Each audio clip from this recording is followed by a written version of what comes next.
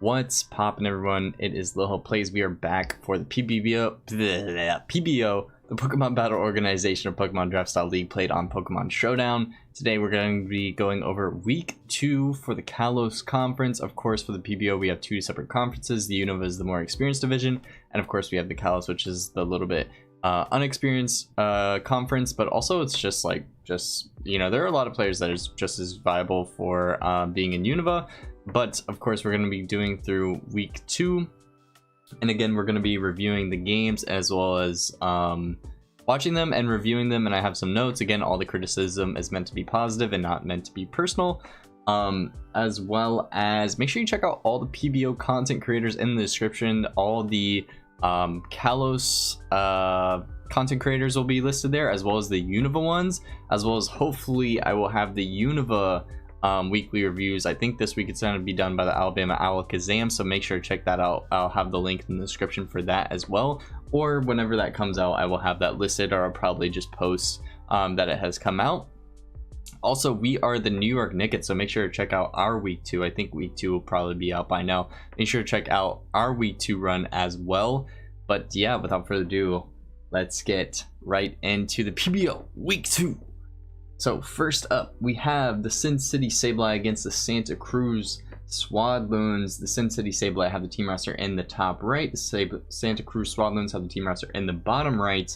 Sin City Sableye deciding to bring Grimmsnarl, Scizor, Baxcalibur, Furret, Cloyster, Okidogi, as well as Santa Cruz deciding to bring Empoleon, Hoopa Unbound, Weezing, Como-O, Palossand, and Hatchram.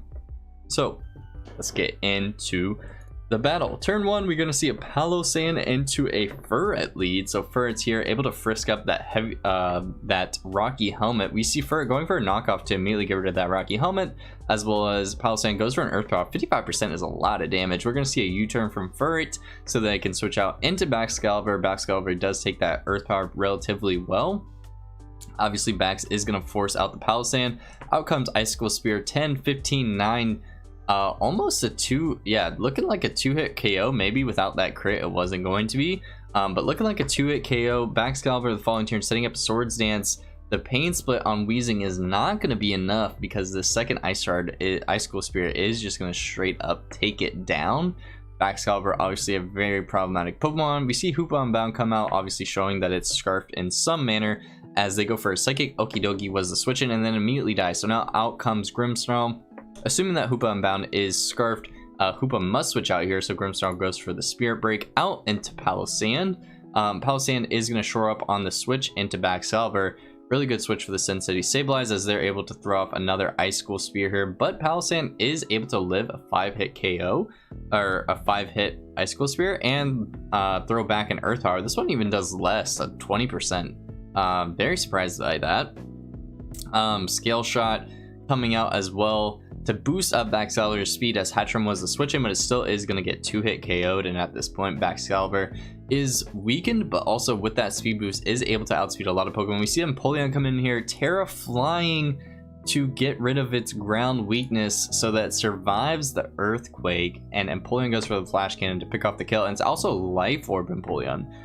So you see Furret come out. Actually really surprised by Furret coming out, but a knockoff is going to come in to take out the switch into the Palossand. Super Fang on the Como, very great tech, but Como is going to go for this Dragon Dance. I feel like at this point Como-O is not that afraid of anything, but if that Scizor in the back is Choice Band, then you know, Bullet Punch, as well as if you go for another Dragon Dance here and your opponent decides to Super Fang again, might not be worth it. So we're going to see Grimmsnarl actually come out, set up a Reflect, as Como goes for a Poison Jab. 48% plus a Poison is going to make sure that Grimmsnarl dies to a 2-hit KO, but we actually see a switch into an Empoleon trying to get that Spirit Break, but unfortunately this turn Grimmsnarl decides to trick its lagging tail onto the Empoleon. So at this point Spirit Break does come out. It's going to do actually a large chunk, activating the competitive ability, but of course with lagging tail, I believe this Empoleon was Agility, but there was no reason to go for it there, because now that you have lagging tail you're always going last. But Flash Cannon is going to pick off the Grimmsnarl, as Cloyster decides to come in and is able to kill the Empoleon with the Icicle Spear because it is TERA flying. Then we see Hoopa Unbound come in. Dark Pulse Choice Scarf is just going to straight up one-shot Cloyster, and in the end here we see Scizor come out. Scizor is able to live one Dark Pulse 68% as Scizor goes for a Swords Dance. Is this enough to finish out the game? Bullet Punch does kill the Hoopa Unbound. Como 51% isn't enough. Terrifier Scizor does take out the Como. So that's going to be a 1-0 victory for the Sin City Sableye against the Santa Cruz Swadloons. GG's to both these players. And without further ado, we're going to move into the notes of this battle. So let me scroll up. Let me go through some of these turns. So turn 4, I believe, when Weezing is in on Baxcalibur, obviously it's a bit problematic because Weezing gets 3-hit KO'd. You have to really respect Baxcalibur in this matchup. I think most likely you have to force some type of like Empoleon switching on the Icicle Spear and then Terra flying. Catching the EQ to actually kill Baxcalibur. I think that's as tricky as you're going to get in this situation. Unless Hoopa Unbound, I think Hoopa Unbound can also live one. So potentially going hard Hoopa Unbound would be really beneficial. I don't know if it can kill Baxcalibur in one, but with that 30% damage that the Palossand got off. By the way, can we acknowledge that Palossand did 30% to Baxcalibur this time and then earlier did like 20%? That made no sense to me, but oh wait, was light screen up? I can't remember. We'll look through it, but obviously the problem with pain splitting here on the Baxcalibur is you will still get 2-hit KO'd. If anything, I think you always go for Strange Steam here, and if not Strange Steam, you go for Clear Smog to get rid of the stats, which Santa Cruz I think ran the previous week. So of course this pain split I definitely think was a major misplay on the Santa Cruz part, but because obviously after that +2, you know, Baxcalibur can easily take down Weezing, but this Weezing is preventing it from going for a Scale Shot, which is still important. I do like the switch by Sin City Sableye to switch out of Baxcalibur, but I do think Grimmsnarl is just a natural resist to both Hoopa Unbound's stabs. Obviously, you resist the Dark type as well as you're immune to the Psychic type, so I feel no reason why Grimmsnarl doesn't want to just come out here. Even if it's Choice Specs, it'll take probably a lot, but you can set up the light screen the following turn.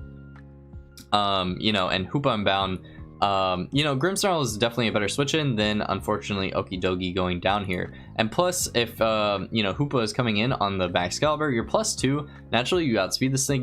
You're kind of leaning towards that it might be Scarfed. So, you know, if you can catch your opponent on a Scarf turn, going Grimmsnarl, preventing the Psychic, obviously that's very beneficial for you. Moving forward, turn 11 here. I do think it was most likely better to just straight up sack Palossand in that position, comparatively to Hatchram, in this position here, because Hatchram still has some uses being at 100 HP. It's not great for certain things. Obviously, I think it can at least live a hit from Scizor, but I don't know exactly what it's doing back. I'm not sure if it's Mystical Fire as Hatchram, but I do think at this point Palossand is a lot less useful than Hatchram at full health, because it basically dies and it's a lot slower than everything on the opposite side of the field. So I do think Palossand was a better sack here rather than going hard Hatchram.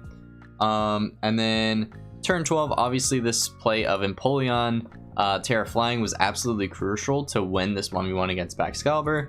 I think it could have been done maybe a little bit earlier, potentially just hard switch Hoopa onto Baxcalibur turn 1. As soon as it comes in, you will live at least one Icicle Crash, I believe. I don't know, I might be overvaluating Hoopa Unbound's defense, which is already quite low. I think it's like 80, so I think the HP is 80, defense is 80, but I think you can live one, and then it can throw off a pretty mean Dark Pulse. But yeah, this Terra here was very essential for Santa Cruz, but also makes them extremely weak to Bullet Punch. But I think that's pretty much it for this first battle. There were a couple of misplays on Santa Cruz part, but ultimately Bax was really hard to prepare for, and then having Scizor in the back just be Swords Dance Bullet Punch really does put in a lot of work for this team. Especially once Empoleon Teras or Terra or Empoleon is just like, you know, gone. So yeah, really close match, honestly. I think Santa Cruz, I honestly thought Santa Cruz was coming back in the end, but you know, the lagging tail on Grimmsnarl was also a great prep. But yeah, overall pretty good match. And yeah, I think without further ado, we're gonna move on to the next one. All right, next up we have the Ottawa Dawn fans against the Luscious Lopunnies. Luscious Lopunnies team roster in the top right, Ottawa Dawn fans with the team roster in the bottom right. We see that Luscious Lopunnies decided to bring Klefki, Roaring Moon, Blissey, Cerulege, Shaman, Corviknight against Ottawa Dawn fans with the Jirachi Dawn fan, Azumarill, Scyther, Diplin, and Rotom Heat. So let's get right into the battle. We are going to see a Donphin into the Cerulege lead. Cerulege immediately TERA Grass here is a great option because obviously it works well with Earthquake. But Donphin just going straight for the Stealth Rock as Cerulege does go for the Swords Dance. We're going to see a switch out into Scyther here. Another Swords Dance by Cerulege might be a little bit greedy, but we do see Scyther come in. Corviknight comes out. Obviously with Rocky Helmet, Scyther is going to be taking quite the chip here. Yeah, holy schmack, 32% from that Rocky Helmet is actually insane. And then a U-turn is going to take it down to 51%, right into Rotom Heat, to threaten this Corviknight with an Overheat or a Volt Switch. We are going to see a Volt Switch come out on the Cerulege, does a little bit of chip, but Cerulege being a grass type makes for a very great switch in for Rotom Heat at this moment. We're going to see Donphan come back out. Donphan going to go for an Ice Spinner as Cerulege goes for a Swords Dance. Ice Spinner doing 76% is actually insane. Now we're going to see a switch into Scyther as Bitterblade comes out. Actually, I think the Ottawa Donphans were predicting a Terra Blast there, but the Bitterblade is going to bring that Cerulege back up to a little bit of health. Rotom Mo coming out, going for the Overheat, but unfortunately the Cerulege is indeed Flash Fire. That Bitterblade is going to take Cerulege back up to 83%. Can do a lot of damage too. Another Overheat coming out for the Rotom Heat. I think unfortunately the Ottawa Dawn fans forgot Flash Fire in this series of plays, but at this point they were just sacking Rotom Heat. We are going to see Azumarill come out. At this point, Azumarill's Aqua Jet is still not going to do a lot of damage as a Poltergeist comes out to take out the Azumarill. Next up, I believe, is Diplin to see if it can take this onslaught of attacks. Diplin is Terra Water, so that does benefit it with the Bitter Blade. Draco Meteor coming out doing 66% to the Cerulege. That's pretty good damage, not gonna lie. Another Bitter Blade coming out, getting Cerulege back up to 63%. Slowly this Cerulege is dying, but also it looks like the rest of Ottawa Dawn fans' team is also unfortunately going down. So it's a 2-0 against a 6-0 here. Jirachi comes in, gonna go for an Iron Head, gonna take out the Cerulege immediately. Out comes Roaring Moon to see if it can outspeed and KO the Jirachi. Yes, it can. So knockoff comes in. And Donphan coming out. Another knockoff is going to do a hefty amount of damage as Donphan goes for an Ice Spinner, almost picks up the KO, but at this point Roaring Moon is able to just go for the Acro and pick off the Donphan. So it's going to be a 5-0 victory for the Luscious Lopunnies against the Ottawa Dawn fans. GG's to both these players, and now let's get into the review of the match. So obviously biggest misplay Ottawa Dawn fans. You know, forgetting that Flash Fire is an ability for Cerulege. That's why Cerulege is really powerful with Terra Grass.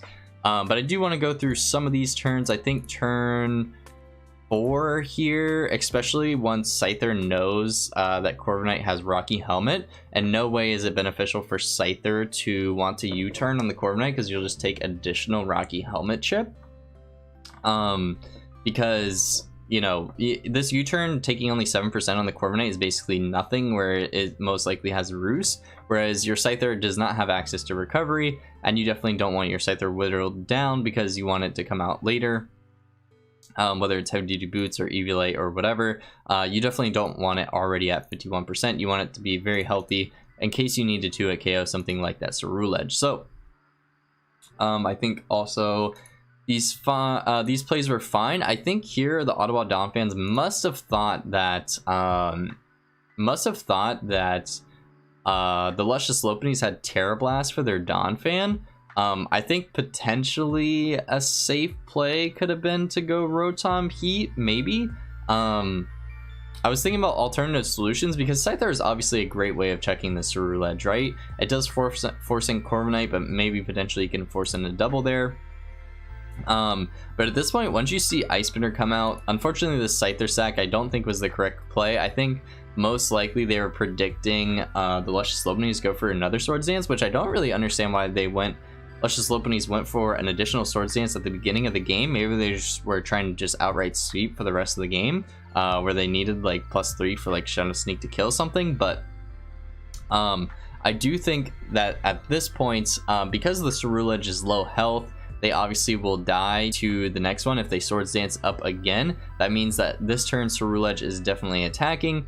So potentially Ottawa Dawn fans worried about the Terra Blast Grass here. I think it's an aggressive switch to go into Scyther, but once this Bitterblade actually comes out, it shows that this Cerulege actually does not have Terra Blast. So their best way of hitting Donphan is actually Bitterblade, which means that Donphan can actually come back in onto the Cerulege and Ice Spinner following this. So even though it's going to take a lot from the Bitterblade, Ice Spinner will still be doing a lot in return. It's not a 1-to-1, but at least it will chip it down low enough that Cerulege can't take out the rest of the squad. So again, this overheats flash fire thing, definitely a giant misplay, as well as you know, Bitterblade basically getting Cerulege back up to full health. But again, something to note is that because Cerulege went for Bitterblade on Scyther, more than likely it does not have anything to hit Donphan, because I believe Donphan comes out later,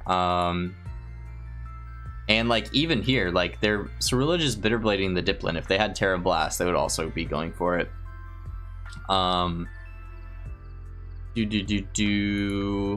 Jirachi comes out, picks up the kill. Again, like everything being sacked to try to stop this Cerulege is ultimately a problem. Whereas I do think Donphan at this point, maybe a couple turns before, after this Rotom Heat could have came in, and Ice Spinner could have not killed it all the way, but it maybe brought it down close enough where Jirachi could come in for the Iron Head chip there.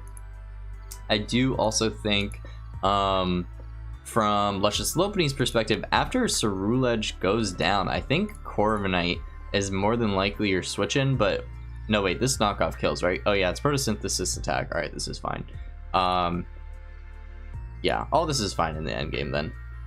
I was thinking like for Jirachi, you could go Corviknight, because obviously you win that 1v1 unless it's Thunderbolts. But obviously this works too because it is faster. So, but overall, some major misplays by the Ottawa Dawn fans, so they can surely come back this season. But yeah, without further ado, let's move on to the next one. All right, next up we have the Tottenham Hoothoots against the Pennsylvania Pyroars. Pennsylvania Pyroars roster in the top right, Hoothoots team roster in the bottom right. Pennsylvania Pyroars decided to bring Murkrow, Torkoal, Ursaluna, Walking Wake, Dachshund, and Infernape, while the Tottenham Hoothoots decided to bring Rotom Wash, Slowking Galar, Sableye, Torterra, Driplim, and Screamtail. So let's get right into the match. We're going to see a Murkrow lead into a Slowking Galar. Immediately, Murkrow going for a Thunder Wave. Future Sight coming out for the Slowking. Foul Play coming off, doing decent chip at 35%. Is actually quite a bit of damage. Sludge Bomb coming off from the Slowking. We're going to see some Nightshade 1v1. I think Toxic coming out. Going to start crippling this Murkrow. Obviously, it stayed in for the Future Sight. Now we do see Torkoal come in on another Future Sight by the Galarian Slowking. So now the sun is up for the Pennsylvania Pyroars. Stealth Rock's coming out as Slowking goes for a Toxic, trying to whittle down Torkoal, because obviously when Torkoal is gone, the sun is gone, which is very problematic. Rotom Wash coming in on an Earth Power, great switch in. Future Sight taking 44% from Torkoal there. Now we're going to see a switch into Walking Wake, gonna get off that special attack boost. Light Screen though on Rotom Wash is huge. That Draco Meteor, it's gonna eat up very easily because of that Light Screen. Only 32% is nothing, especially since Photosynthesis special attack Walking Wake. That's crazy. We're going to also see Rain Dance on the Rotom Wash to get rid of the sun, but Torkoal is going to be brought back in to immediately set up that sun. A Volt Switch coming out though. Torkoal is going to be very low health at this point. Slowking Galar coming in, trying to pick off this little bit of a KO. Torkoal actually being switched out to be saved for later use. Excuse me, Dachshund coming in as another Future Sight being set up by the Slowking Galar. Dachshund gonna take a Sludge Bomb, do 94%. That is a lot of damage, plus poison and a Roar. Roar coming out for the Slowking Galar. Roar is gonna force out Rotom, and that poison is going to take out Dachshund. We're gonna see Infernape come in on the Rotom as Drifloon comes in to take the hit. It is actually knockoff on the Infernape. Great prediction there, but unfortunately we forgot about something. That is Future Sight, and Future Sight kills the Infernape there. Ursaluna comes in. Strength Sap on Drifloon, because it is faster, is going to bring Drifloon back up to full. Even though Ursaluna does have Crunch, it's not doing enough, especially after that attack drop. So now Walking Wake comes in. Great offensive switch there. Defog coming off for the Drifblooms, as that was their final turn of Light Screen. We are going to see Walking Wake go for the Flamethrower. Does decent chip against Screamtail, but definitely not enough, as Screamtail is going to stall out the Sun to make that Flamethrower do even less damage. We're going to see us double back into Torkoal to bring up the Sun, as Dazzling Gleam comes out for the Screamtail, taking out the Torkoal. So now we only have a few more turns of Sun for the rest of the game. Out comes Ursaluna. Wish from the Screamtail. Earthquake only doing 42%, actually not great damage. We're going to see a switch into Drifblim as Gungshot comes out, only does a little bit of damage. Back up to full health, Drifblim is ready to take on this Ursaluna. Air Slash is doing nothing though, that must be some type of AV set, as Crunch is doing 45%, definitely need to Strength Sap soon. Disable on Drifblim is super heat, but unfortunately did not work out this time. Slowking Galar coming in on the Murkrow. Obviously it can't be Thunder Waved, and Slowking Galar starting to win this 1v1, to be honest. Taunt prevents the Future Sight. No, wait, I read that wrong. Future Sight was not prevented by the taunt. I was like, what? Taunt prevents the Future Sight. Walking Wake comes in on the final turn of Sun, but unfortunately it is going to be gone following this turn. So now we're going to see a double back into Ursaluna. It is going to be bulletproof to be immune to the Sludge Bomb, and it does take that Future Sight extremely well. Out comes Drifblim. Crunch is going to do decent damage, 42%. Back switch into Murkrow on the Strength Sap. Is it going to give it enough health? Maybe not. Murkrow is trying to pick off this final kill here. Rotom Wash is the switch in on the foul play. 18% is not enough. Murkrow gonna switch out into Walking Wake on the Volt switch. Out comes Screamtail, 44%.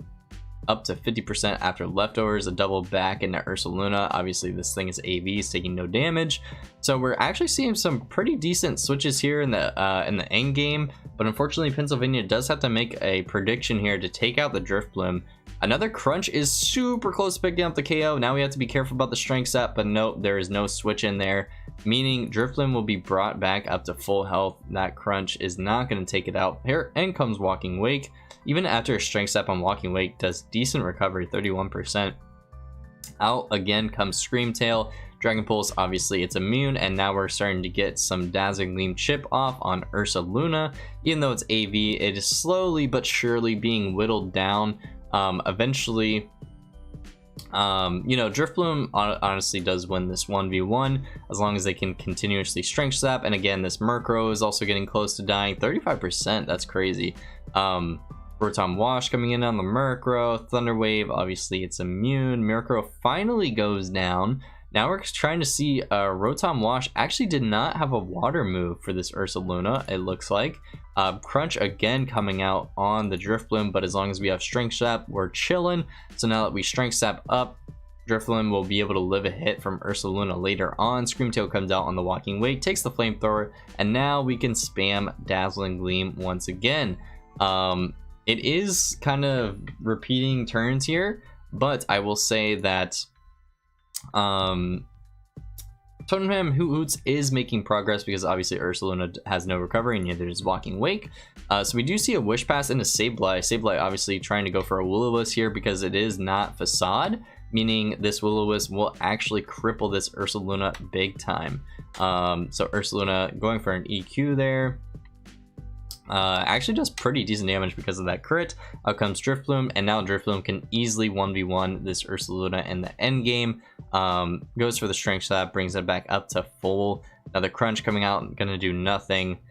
Trying to go for some crits there, but this is definitely GG for the Tottenham Hoothoots, as they have great options in Screamtail as well as Drifblim to take on this Ursaluna in the end game. So we're gonna see a couple of just moves going back and forth. In comes Walking Wake, out comes Slowking Galar, is going to take this hit very easily, and then we're going to see a Sludge Bomb, I assume, to end the game. Yep.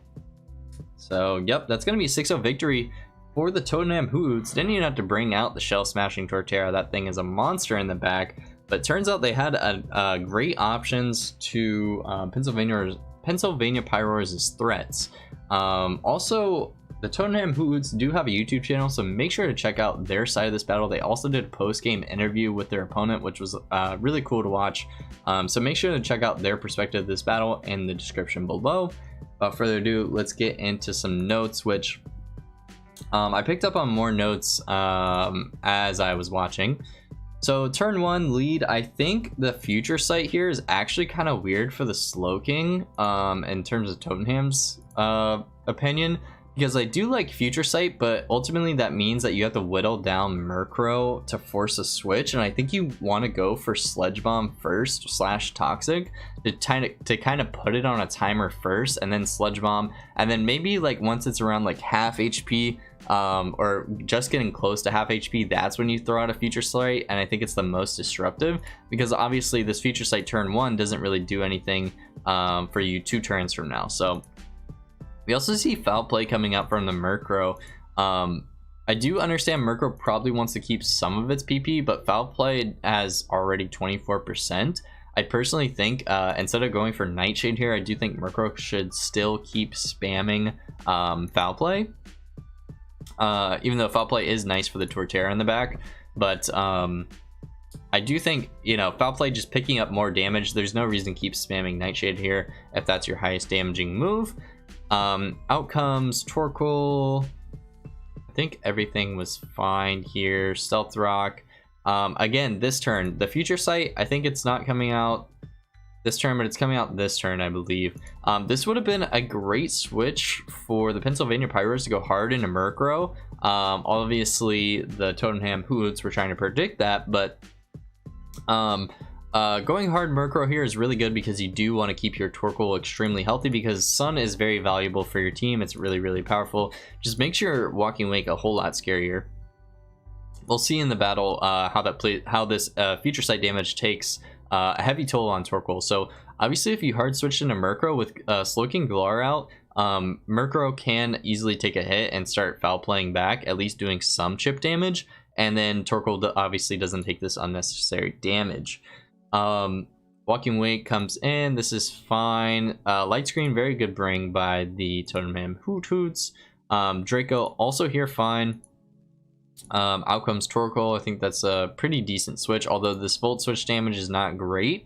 I think potentially you even go Ursaluna if you're AV, because most likely they're going for Volt Switch. They never water move on Wake, obviously. But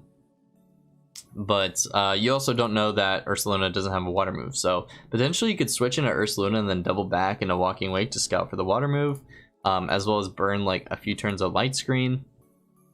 Now that Torkoal, I am glad that Torkoal did not stay in here. I think it was very valuable to switch out. I do think at this point, I do not like the Dash Bun play, because you already know Future Sight, Sludge Bomb, Toxic, obviously Dash Bun being weak to the poison move. You have Ursaluna in the back with Bulletproof that is immune to the Sludge Bomb. Can't take the Future Sights very well. Obviously the Toxic is annoying, but again, you will threaten this Slowking Galar out with your Earthquake. Obviously gonna bring in that Drift Bloom, but at least you can take this next Sludge Bomb and take absolutely no damage, whereas if you went hard Dash Bun here, and obviously Dash Bun going to take a Sludge Bomb this following turn, especially staying in here. You know, I think Sludge Bomb was just a very free move the following turn. What was out? Yeah. Definitely, Ursaluna was very free here to prevent the Sludge Bomb, etc. And again, here, should have gone Ursaluna, I believe. That Toxic is very annoying, as well as, again, not acknowledging the Future Sight.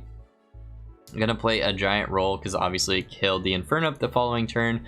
But I think in this scenario they were predicting, again, Tottenham Hoothoots predicting the Murkrow to come out for the Future Sight. No, this is Roar.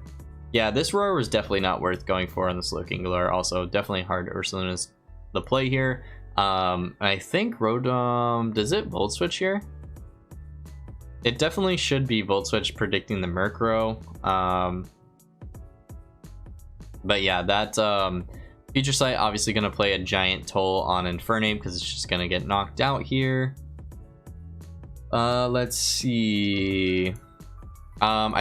I do think turn 14, without major predictions, I already think that the game is actually lost for Pennsylvania Pyroars because they don't have enough tools. Obviously, Drifloon being faster than Ursaluna can just strength up and always win the 1v1 besides any crits.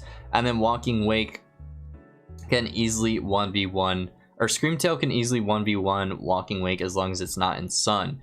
I do want to point out here, this turn 15, this should always be Hydro Steam from the Pennsylvania Pyroars here, because it's especially in Sun, it's going to do 120 base, so it's the only water type move that isn't affected by Sun and actually gets boosted in Sun, meaning it's 120 base plus stab plus photosynthesis special attack, is going to do it'll do over 50% to Screamtail. So we're gonna look at this. So defog the screen away. Out comes Screamtail to take the hit. But if we can see Flamethrower coming out here and the Sun, obviously, so 38% from Flamethrower. It's very close for a 2-hit KO because Flamethrower is like what, 80-90 based, while Hydro Steam is 120 plus stab, and it's not boosted in the Sun, but it's 120 plus stab is going to do a lot more damage than this, as well as Hydro Steam was pretty free here. Obviously Torterra it's neutral towards, but everything can't take the hit except for Rotom, which I think I can't remember if it was Spadef, but I think in this range it might get 2-hit KO'd, especially since your Photosynthesis is a special attack. But I do think Hydro Steam was the play here. I think it's close to 2-hit KOing the Screamtail. I want to say that it's almost close. So but besides that, the rest of the match is just whittling stuff down. Nothing really too important. There was like kind of a, I mean, Tottenham Hoothoots were playing extremely safe, and I think like right here it was getting a little bit sketchy. I think Pennsylvania Pyroars could have made some, you know, strong plays to prevent like optimizing the least amount of strength sap recovery, so you could go Walking Wake and then threaten it out with a special move. And now that Screamtail is weakened, like you can keep spamming Hydro Steam and try to whittle that thing down as best you can. Yeah, there are a few turns here where like potentially just going Walking Wake could be really beneficial. Obviously you never want to stay in with the Ursaluna to take on Drifloon because it does have strength sap and it's always faster than you. But yeah, that's pretty much it for this match. So let's move on to the next one. All right, next up we have the Glamorgan Vale Great Tusk against the Florida Flamigos. The Great Tusk also have a YouTube channel. Make sure to check it out in the description below. They went over this battle, their team builder, as well as going over their opponent sets at the end. So I do want everyone to make sure that you check out his YouTube channel. But without further ado, Glamorgan Vale Great Tusk team roster in the top right, Florida Flamigos team roster in the bottom right. The Great Tusk deciding to bring Uxie, and of course we have a beautiful ad right now. Great Tusk is deciding to bring Uxie, Iron Valiant, Brambleghast, Goodra, Hisui, Thundurus, and LYCANROC-DUSK. Quaquavel, Ogerpon, Wellspring, Decidueye, Hisui, Leafeon, Cloth, and Raichu is the squad for Florida Flamigos. So let's get right into the battle. We're going to see a lead Cloth into LYCANROC-DUSK. Immediately, LYCANROC-DUSK going for Terra fighting, immediately going for his Swords Dance as Cloth goes for the Stealth Rock. Hopefully Cloth has something here to hit the LYCANROC. Another Swords Dance coming out for the LYCANROC-DUSK. A knockoff coming out is going to be Focus Sash LYCANROC. So at this point this LYCANROC is fast and it is one-shotting things. Maybe this Cloth is Focus Sash. Trailblaze coming out from the LYCANROC. That means that it will not be outsped or speed tying with Raichu or Ogerpon Wellspring. With that +1 speed boost, that means that it's going to be starting to take lives. Close combat does take out the Decidueye Hisui. Out comes Wellspring. Of course, it is going to be outsped. Close combat dead as well. In comes Raichu as anything Focus Sash. Accelerock. Raichu is dead as well. Accelerock obviously checking to see if Raichu might be scarfed. Leafeon going for the Protect, but unfortunately it is nothing stopping this LYCANROC from just going for another close combat. And then finally out comes Quaquavel for another close combat. So great sweep by the Glamorgan Vale Great Tusk 6-0. Very, very quick match. Was not expecting this at all. But I do kind of want to talk about some things that I kind of acknowledged week 1, but also I haven't really posted the week 1 videos yet, so I don't blame the Florida Flamigos for this. But I do have to say, in my last video I did acknowledge that the Florida Flamigos definitely need to make some roster changes because they have a lot of weaknesses. I acknowledged it week 1 of basically, you know, you have a lot of fighting weaknesses that I said the team was going to be exploitable. Obviously this is just a week where Glamorgan Vale really took advantage of how exploitable this team was to fighting, as well as just, yeah, Trailblaze, Swords Dance, great set in mind, as well as Focus Sash. TERA Fight, Tough Claws Close Combat is just going to do tons and tons of damage. I even like the Excel Rock play on the Raichu. That was like basically one of the only Mons that outspeeds them with Scarf, so I do like that play.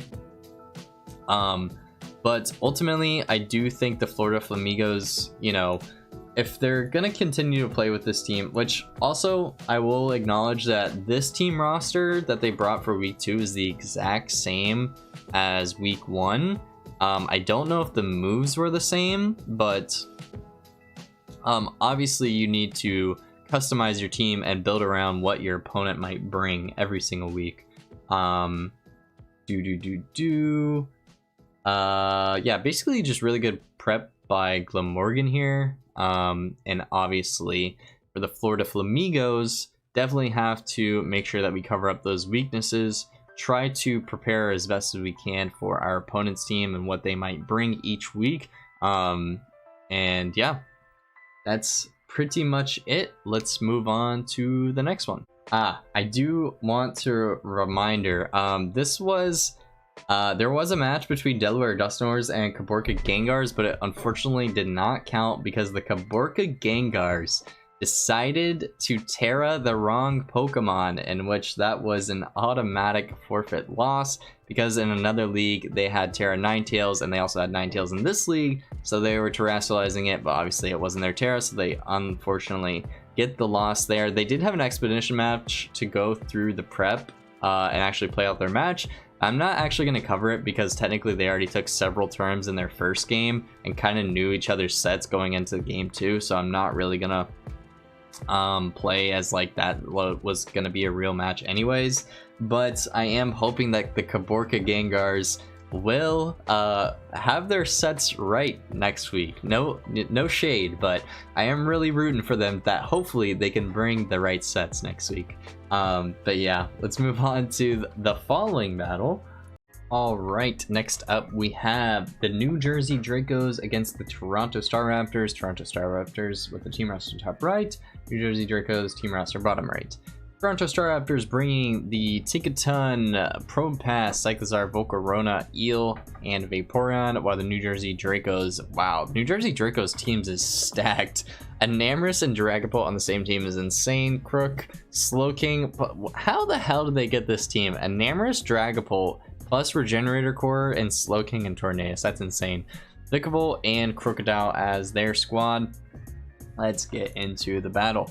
The lead, it is going to be Vikavolt into Probopass. Vikavolt going for a Volt Switch, doing 51% to Probopass. That's a lot of damage. Slowking comes out, gonna take a Stone Edge, only 20%. Out comes Vaporeon on the Slowking. Chilly Reception by the Slowking out right back into Vikavolt, meaning something has to take a Volt Switch. In comes Eel, going to take only 24% as Crook comes in, wanting to get off a knockoff to 53%. That's a lot of damage from that Crocodile. Drain Punch coming out on the Eel that is going to give back a little bit of recovery. Switch back into Vikavolt as Eel goes for Dragon Tail. Enamorus comes in. Terra Steel on the Eel, great prediction there as they go for a Moonblast, and Thunder Punch is going to bring Enamorus down to 21%. A switch out from Enamorus out into Vikavolt, a double from Eel actually into Vaporeon, almost caught that switch in. I think another potential play was, sorry, I'm like already reviewing the game.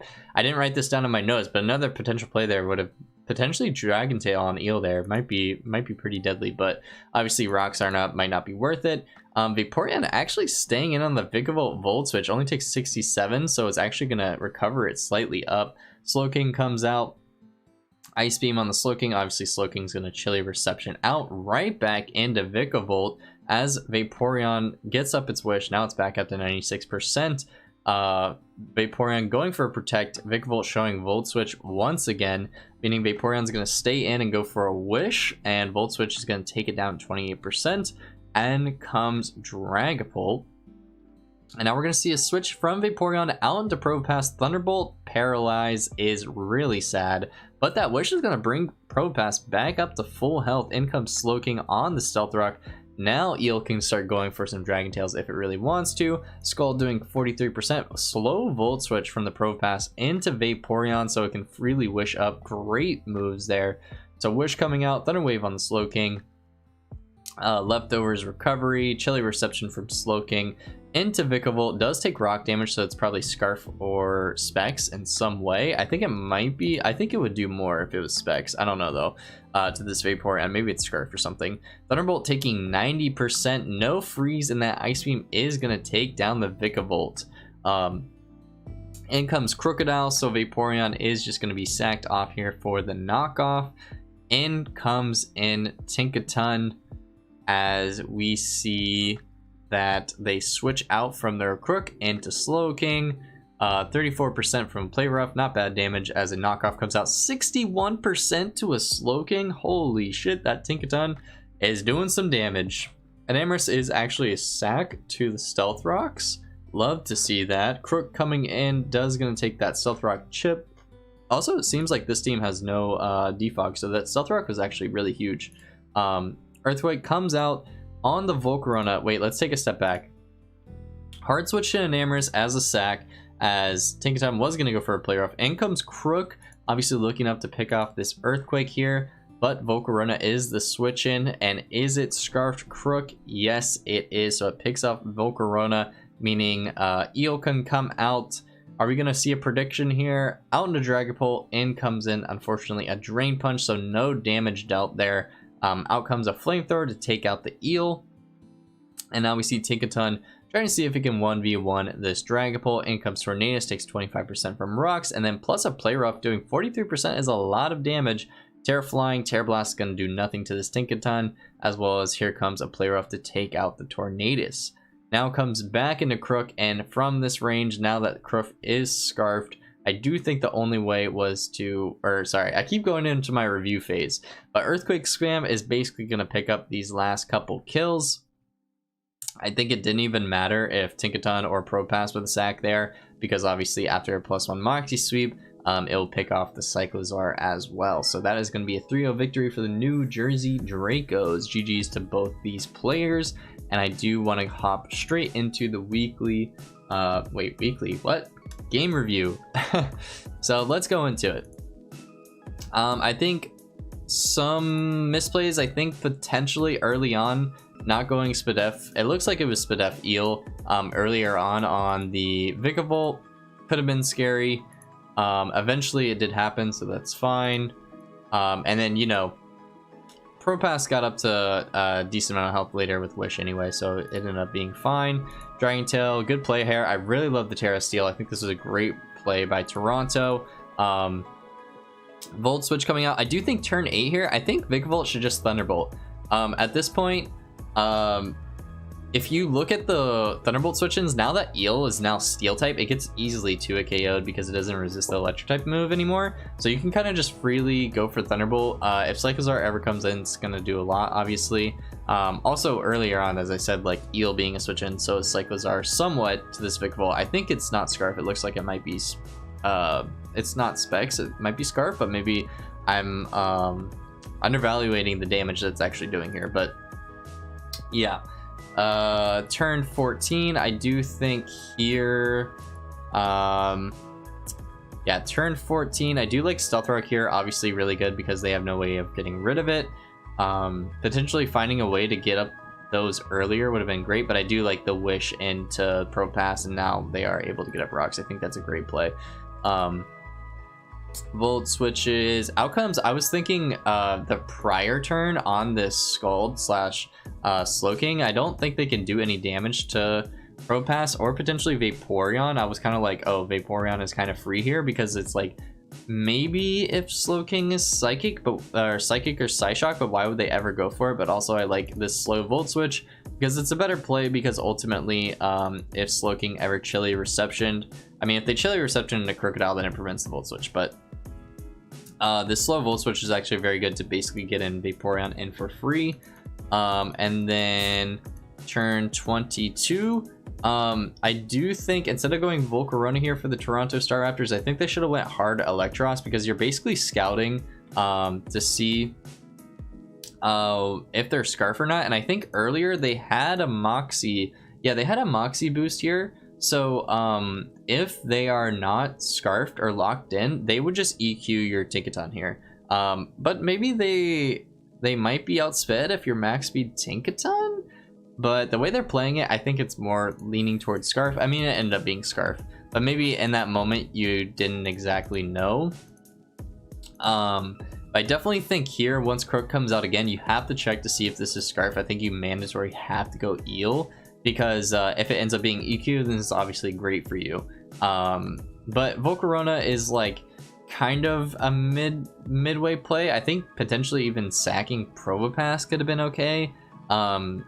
But yeah, I think you're leaning towards this thing being Scarfed in some way, because I mean, this Earthquake coming out, you have to be careful here of like, oh, this might be Scarf. You have to switch Eel here just to check.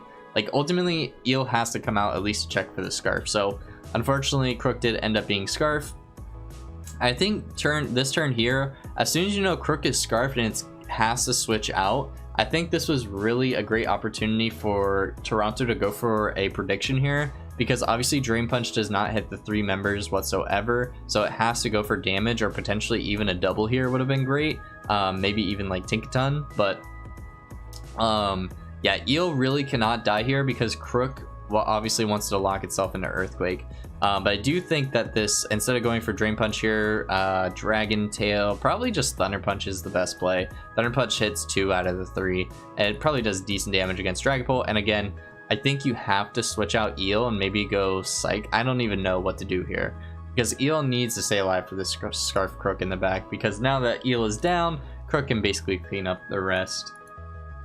But yeah, overall this was a pretty good match. I think, wow, New Jersey's team is just fucking loaded. It's actually insane. But yeah, misplay was just not recognizing that Crook could be Scarfed, as well as like Tinkaton, if it doesn't run max speed, like Crook will, you know, run enough speed to outspeed it. So that's why I think when it had that +1 Moxie boost, it would have gone for Earthquake if they had it. But yeah, besides that, everything looked somewhat good, as well as the Eel not going for the Eel going for the Drain Punch onto the Dragapult on the Crook switch out was a misplay as well. But yeah, without further ado, let's move on to the final match. All right, for the final match up, we have the Mojave Cacturnes with the team roster in the top right versus the Tokyo Teddiursas with the team roster in the bottom right. The Mojave Cacturnes decided to bring Cresselia, Goldingo, Fortress, Theon, Tyranitar, and Rabombi, while the Tokyo Teddiursas decided to bring Annihilate, Toedscruel, Delphox, Hydreigon, Tauros, Paldea, Aqua, and Weezing. So let's get right into the battle. We see a lead Hydreigon into a Fiona. A U-turn comes out, does decent chip damage. Out comes Paldea Tauros, obviously predicting an Ice Beam there, but it's just Scald. Do we see a Scald Burn here? No, we do not. We do see that Fiona's leftovers, but a crit close combat is going to be able to take out Fiona. Looks like it was specially defensive potentially. Out comes Cresselia, forces out Paldea Tauros. In comes Hydreigon actually, as Cresselia goes for a Calm Mind. Calm Mind, obviously good for Cresselia, can be very good in terms of taking on special attackers, and Cresselia is also very bulky defensively, so does decide to Terra Fairy. But the Hydreigon actually makes a great read and actually U-turns out to scout to see whether it will be Terra Fairy. And now we see Weezing coming in, takes a decent chip from that Moonblast. Now we see Terra Steel Weezing. So it is going to continue to resist the Moonblast. but also it cannot be toxic, and we also see toxic on Weezing. Try to whittle this thing down. Weezing also has leftovers, which is important because it's Terra Steel. I assume Black Sludge doesn't work on it. I always forget about that interaction of like Black Sludge does not work on a Pokemon that you was poisoned, now Terra into Steel. But we actually see Clear Smog on Weezing get rid of Cresselia's Calm Minds, as Lunar Blessing is here obviously to get rid of the toxic as well as heal, but eventually you keep toxicking Cresselia, it will run out of Lunar Blessings. Ice Beam coming out as a Pain Split is also shown on Weezing, gains a lot of HP back there from the Pain Split. This is a fantastic set by the Tokyo Teddiursas. This Weezing seems to 1v1 this Cresselia very, very easily at this point. Out comes in Goldingo as a prediction, coming out with a Flamethrower on the Goldingo. Very decent shift there. A double from the Mojave Cacturnes into Tyranitar as Toedscruel comes in. Toedscruel goes for a knockoff to get rid of Tyranitar's Assault Vest, but Tyranitar goes for the Ice Punch to kill. Straight up kill that Toedscruel. Out comes Paldea Tauros Aqua. Obviously, we will see the Ribombee actually come in onto a Wavecraft, just instantly deletes it. Paldea Tauros Aqua doing heavy damage here.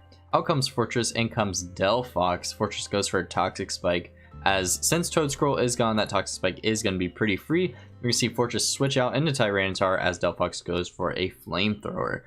After that, we're going to see Delphox switch back into Weezing as Tyranitar stays in and goes for a knockoff. Knocking off that leftovers will be really valuable as Cresselia comes in. We see a double from Weezing and a Hydreigon trying to catch... where are we trying to catch there? I'm not entirely sure.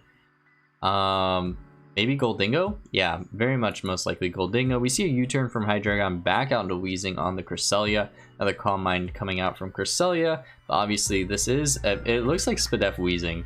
Ice Beam is not going to be doing a lot of damage whatsoever. Clear Smog comes out. Super effective hit, as well as does get rid of the stat changes. Lunar Blessing again. Basically... Pain Split will actually keep Weezing in the game here, even without leftovers. So... very good set here by the Tokyo Teddiursas. Flamethrower comes out, does a little bit of chip, but obviously we're trying to toxic anything and everything here. Another Flamethrower trying to predict the Goldingo on the toxic switch in. Weezing does decide to switch out on the Tyranitar as Tauros Paldea Aqua comes in. Dragon Tail though on the Tyranitar, very cool set there. In comes in Annihilate, does take poison damage, not the best switch in for the Tokyo Teddiursas here, but they do double into Hydreigon on the Fortress switch. Obviously, Mojave gonna check for that Flamethrower, goes hard into Cresselia. They do have Flamethrower indeed. This Cresselia is slowly but surely whittling down, is running out of Lunar Blessings eventually. They're at 5 right now. Now they are currently at 4. In comes in Weezing, obviously can 1v1 this threat. Ice Beam comes out. Toxic coming out on the Cresselia, obviously putting it on timer, but it does have Lunar Blessing. But I think Weezing is definitely winning this 1v1 just based off of Pain Split alone. As you can see, they're gaining back a lot of HP. Cresselia continuously going for an Ice Beam, as we see another Toxic coming out on Cress. We see another Ice Beam. Freeze though. Frozen Solid, hold up, could this keep Cresselia in this game? Lunar Blessing going back up to full HP. Frozen Solid again, Weezing. Out comes Fortress. Frozen Solid, and Weezing thaws. I don't know if Flamethrower guarantees the thaw, because of his fire move. I never understand that interaction, but it does take out Fortress. We see Tyranitar come in comes Tauros Paldea Aqua, does live the Dragon Tail actually, so potentially another sack in the back. In comes Weezing, who throws out a Toxic. That's going to be a great Toxic to start whittling down this Torterra. Tyranitar. In comes Annihilate though for the Dragon Tail, which is not great for the Tyranitar, so they do decide to switch out. In comes in Cresselia, takes the Drain Punch extremely well, but it does look like overall the Mojave Cacturnes team are slowly starting to get whittled down, but because of that Toxic Spike, actually seems like the Tokyo Teddiursas are actually starting to fall a little bit too. There goes Paldea Tauros, it's now 4-3 here. In comes in Weezing, obviously, to Toxic this Cresselia. Surprised of no switch at this point. Will we see a prediction? Yes, we will. A Flamethrower trying to catch the Goldingo there. Eventually, this Weezing is going to go for a Pain Split as well as Toxic, trying to whittle down this Cresselia as best they can. Pain Split is such a good tech for this set. In comes in another Toxic. Basically for Mojave, they have to find a good turn to switch into Goldingo to kind of threaten this thing. Weezing actually gets the burn on Cresselia. That's actually really bad here because obviously you want the Toxic to rack up, for this is actually quite beneficial for the Cresselia at this point. They will slowly but surely be whittled down, but ultimately that burn is actually really good for the Cresselia. Hard Annihilate on the Ice Beam just to power up the Rage Fist is not a bad idea. Encore on the Ice Beam to even power up the Rage Fist more to prevent the Moonblast damage. Now we're going to see a Rage Fist, excuse me, come out here. Does 41% to Cresselia. It's pretty powerful. Ice Beam does not pick up the kill. Very close with Poison, but Annihilate does have one more hit in it. We do see a switch from Cresselia into Tyranitar as the final Rage Fist comes in. 29% to resist Tyranitar is very, very strong. In comes in Hydreigon, picks up Tyranitar with a Flash Cannon, and now we are going to see Goldingo actually come in because this Hydreigon is Scarf for Specs in some manner. So we're going to see Weezing come in, actually takes the Make It Rain. Not the best, but because of that minus special attack drop, we'll definitely keep this Weezing alive. We're going to see a Pain Split here. Cresselia actually getting back some HP there. Also great that Weezing is not affected by the Sandstorm. Really works great here. We finally do, I think that was the final Lunar Blessing. Yes, 0 out of 8. Slowly but surely this Weezing is taking down this Cresselia. Ice Beam is not going to be enough. We're going to see constant Flamethrower spam as well as Toxic whittle down this Cresselia. And in the end, when this Weezing does die and Goldingo is the final one left, Delphox will be faster as well as Hydreigon will be able to take out the Goldingo in the end. So we're going to see this Cresselia obviously go down to Toxic damage. And now we're going to see Goldingo come in here, pick up this last kill. Actually goes for a trick. It was actually Choice Scarf Goldingo. But obviously locking yourself into Make It Rain is not beneficial for the Delphox. And if you lock yourself into Shadow Ball, then it's not good for their Hydreigon. So now we do see that, but Delphox is going to be faster than Goldingo, so it's going to pick up that last little KO, and that's going to be a 2-0 victory for the Tokyo Teddiursas. GG's to both these players. Of course, I will be going through the review of the match now. Turn 1, I was very surprised that Fiona did not have Ice Beam, but also that was a great scout by the Tokyo Teddiursas to definitely scout for that. I don't know if this crit on the close combat mattered, but I think that's definitely a way of getting rid of Fiona. I also think Cresselia could have been maybe a switch, depending on, I think it was defensive this game because it is Calm Mind, but I'm not 100% sure. Potentially you could go Crest to Scout, but obviously Wave Crash is doing a lot of damage too. So in comes Cresselia, forces that out. I think this is a great U-turn here for Tokyo Teddiursas actually to scout for the TERA, because obviously if Cresselia stays in here, then it is obviously going for a fairy move onto the Hydreigon. I absolutely think this Weezing set was insane. Leftovers, obviously, because you don't want to be Black Sludge, Toxic, Flamethrower, Clear Smog. This set was just absolutely perfect for 1v1ing the Cresselia. Interesting, like, I mean, Moonblast, Ice Beam is probably not bad, but I think also if it's not Ice Beam and it was like potentially like Thunderbolt, Cresselia would have been able to do like a little bit more damage where it might have mattered, but who knows. But still, really great set for the Weezing here. I do think by sometime this point, after the there's actually a freeze into an insta-thaw there. After seeing the Clear Smog go away, I do think at this point Mojave Cacturnes should recognize that Cresselia loses this 1v1. But as soon as this Pain Split comes out, the following turn, I think it is like turn 8 or something like that, I think they do kind of recognize it as soon as Pain Split does come out, that they for sure do not win this 1v1. Basically, whenever Weezing is out and Cresselia is out, there's no way that Cresselia is winning. So I do feel like Mojave Cacturnes kind of have to run with that for the rest of this game. Of, you know, Cresselia really cannot win this unless it's like crazy amounts of hacks, which you really cannot bet on. Also, like, look at Tokyo's like absolute patience in terms of like waiting to go for Flamethrower on Goldingo. Really good prediction the following turn on Goldingo switch in. I mean, makes sense. Like, Crest was at full health. There's no reason for them to go for Lunar Blessing or anything like that. But still, really good play there. I do like the Ice Punch on the Tyranitar. Very great way of getting rid of Toad Scroll. I think here, Tauros Paldea, obviously going for a water move is extremely free. You have no resists on this side of the field, so they don't even have to risk going for close combat. Wave Crash obviously does a lot of damage. And this Toxic Spike, actually, so Toad Scroll was gone. This Toxic Spike actually brought Mojave Cacturnes back in the game, where everything was actually getting our Paldea, Tauros, Aqua, as well as Annihilate were really getting weakened by this Toxic Spike as the game went on. But I do like all these switches in here. I think the Weezing set was just absolutely disgusting.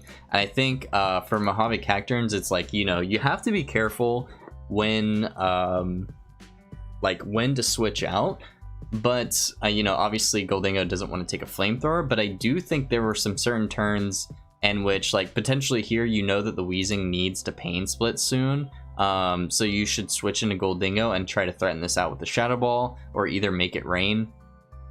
Obviously you're scarfed. You could even just trick away your scarf on the Weezing. That would also really be helpful, because then it gets locked into Toxic or Clear Smog. So I do think an aggressive play like that will be beneficial, but obviously if Goldingo comes out on the Weezing, most likely they'll switch. But also, like, you know, it's a 50-50 for the Tokyo Teddiursas to think that you're going for a Shadow Ball or whether you're going for a Make It Rain, because if they go hard Hydreigon and they catch a Make It Rain, then they're obviously taking a shit ton of damage. So I do think at some point, you know, keep staying in for all these turns of Cresselia. I mean, there's just so many turns in general that Cresselia is staying in on Weezing that you do have to find a prime opportunity to switch into Goldingo, either whenever you're not toxic or Weezing is low health and it needs to pain split on Goldingo. Oh, I just skipped back to the beginning. I do think that the Mojave Cacturnes need to play a little bit more aggressive in that fashion, and could have potentially kept them more in this game.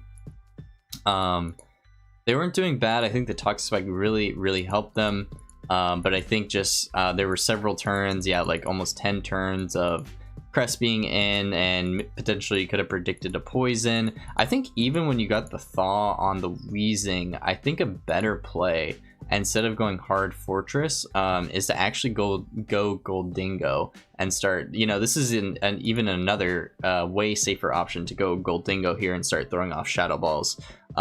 You're at least getting chip on Hydreigon, which it's starting to slowly get chipped down. It is Scarf Hydreigon or either Specs or something like that, but you always have a great switch in Tyranitar, or even Fortress. No, because it's gonna be fire move. But Cresselia here is like full health too, so you can even switch Cresselia, and that's honestly not a bad play either.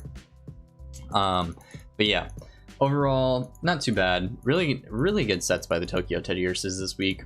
But yeah, without further ado, that is going to be the week 2 games for the Kalos Conference. Of course, if you are enjoying the PBO, make sure that you leave a like down below. Make sure you check out all of our PBO content creators in the description below, as well as the Unova Conference weekly reviews. It should maybe be out by the time I drop this.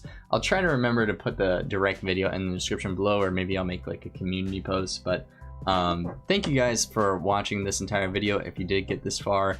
And without further ado, I'm gonna get the heck out of here. Peace.